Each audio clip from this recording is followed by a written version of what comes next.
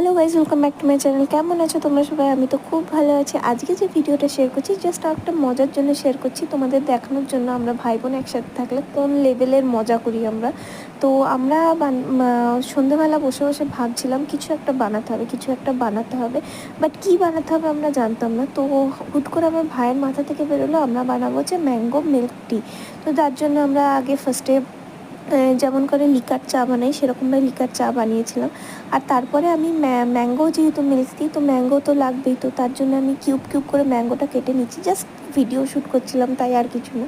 তো তারপরে মিক্সিং জারে ম্যাঙ্গো ওই কিউবটা আর হচ্ছে আমি গুঁড়ো দুধ মানে মিল্ক পাউডার ইউজ করেছিলাম। তোমরা চাইলে মানে কী বলে লিকুইড মিল্কই ইউজ করতে পারো, কোনো অসুবিধা নেই। তারপর ম্যাঙ্গো পিউরি বানিয়ে নেবো। তারপরে আর কি জাস্ট চায়ের ফার্স্টে 3-4টে আইস কিউব দেবো একটা গ্লাসের মধ্যে, তারপরে চা, তারপরে ম্যাঙ্গো পিউরি মিক্স করে দেখলাম এত বিচ্ছিরি হচ্ছে, জাস্ট খাওয়ার মতো না।